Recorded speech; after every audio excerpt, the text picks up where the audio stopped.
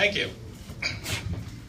So in the summer before my last year of law school, I was engaged to a beautiful young woman named Sarah. And I was beginning to consider my future. In a few months, we'd be married. In less than a year, I'd be finished school and looking for a job. And we'd be starting a family.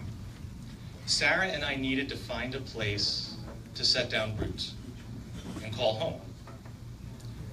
While all of this was swirling in my mind, my boss, Paul Moriarty, asked me and Sarah to help him as he marched in a 4th of July parade. As we walked down the main street of this small town, Sarah and I couldn't help but notice the beautiful neighborhoods, the unique and bustling uptown. But most of all, we noticed the people. Row after row of smiling faces and young families. As we passed a dress store, Sarah nudged me and pointed to the "For Rent" sign in the upstairs apartment window. A few months later, we moved in, and we thought we had just found a nice little place to rent until we could save up for a house. We didn't understand yet that Pitman was different. We got our first hint a month or so later. We had settled into the apartment, and Sarah decided to explore some of the shops uptown. She went into this cute little store called Pitman Cards and Gifts, where she had a very nice chat with the owner. Now, at this point, it was around Christmas time, and when he found out that we had just moved to town, he gave Sarah a Pitman ornament on the house as a welcoming present. I came to learn that that friendliness, that instant generosity, that idea that everyone, comer or frommer, from the end of Mansfield Avenue to the center of the Grove to down on Cedar, everyone in Pitman is your neighbor, that's Pitman.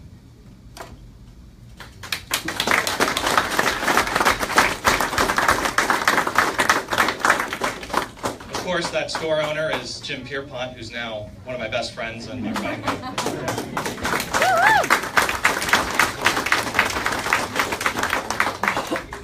Jim grew up in Pitman, and then after high school, he joined the Air Force and spent the next 20 years seeing the country and the world. From Michigan and North Carolina to Germany, Italy, and Saudi Arabia. He served his country and he saw some of the best and some of the worst that mankind has to offer.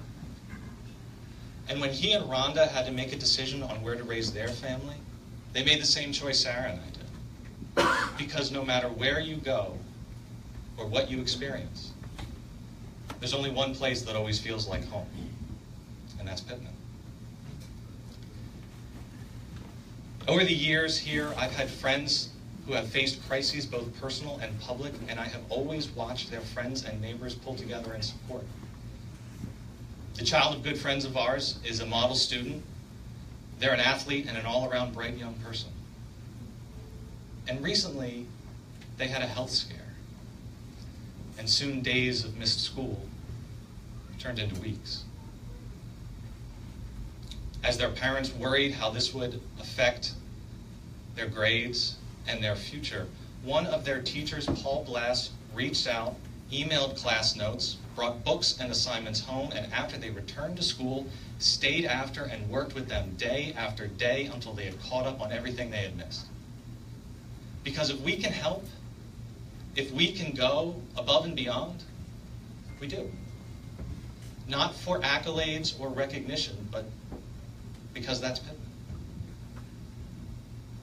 And sometimes supporting your community means helping strangers.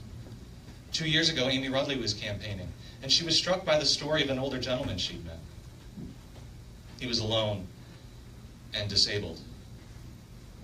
He had trouble getting around, trouble paying bills, sometimes even trouble getting food.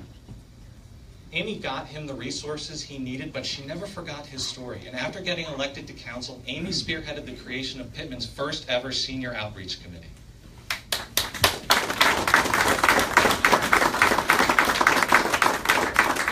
To to ensure that one of our most vulnerable populations never has to go through difficult times alone, that they will have the help and information and resources they need, because when we see a problem, we don't ignore it. We say, not on my watch, and we work together to solve it, because that's Pitman. And I've learned that the promising future offered to our younger generations is rooted in a rich and powerful history. So when you're out campaigning and you're knocking on doors, it can be hard to make an impression, to really stick out in a voter's mind. Not for Debbie Higbee.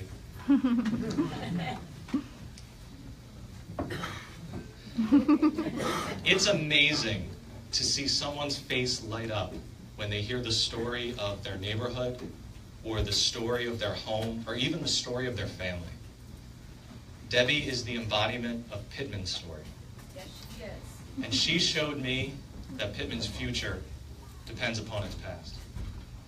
That sense of history, that connection to tradition, so real, it's almost alive and tangible, that's Pitman. And I don't want you to think that I'm only talking about one party. Everyone that serves on or runs for council is signing up to go to council meetings, manage a department, attend committees, listen to constituent issues, and make difficult decisions for no pay in their spare time.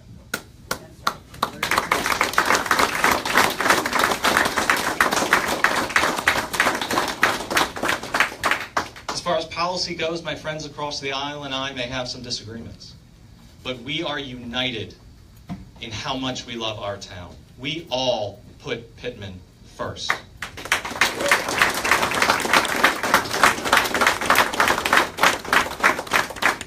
My friend Frank DeMarco likes to say that when you run for elected office, people are going to come out and they're going to say you're corrupt.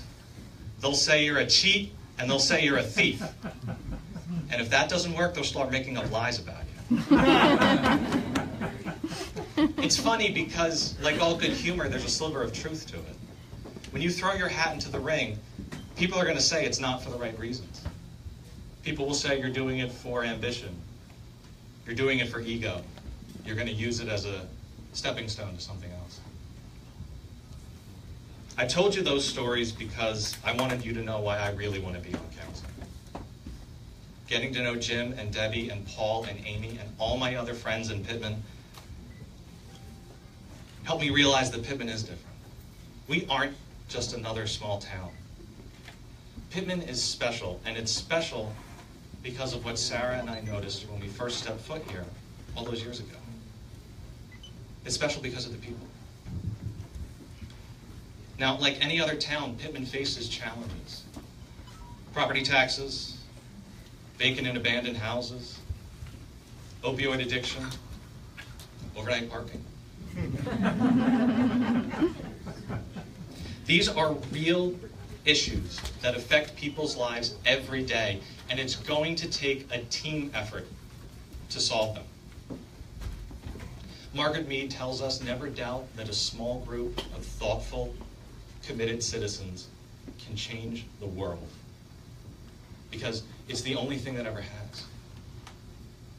I'm running for council because I want to be part of a small group of thoughtful, committed citizens that works for Pitman. A group who sees a problem and addresses it, who keeps a hold of our past while always looking to build a better and brighter future. I want to give back to the people of Pitman what the people of Pitman have given me. That's why I took this journey in running for council, and I hope you enjoy it. Thank you all so much.